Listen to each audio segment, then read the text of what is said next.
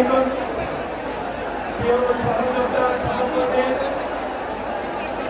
ইতিমধ্যে আমাদের মধ্যে উপস্থিত হয়েছেন বাংলাদেশ জাতীয়তাবাদী দলের ভারপ্রাপ্ত চেয়ারম্যান ছাত্র দলের সাংগঠনিক অভিভাবক জনাব তারেক রহমান ইতিমধ্যে আমাদের মধ্যে উপস্থিত হয়েছেন।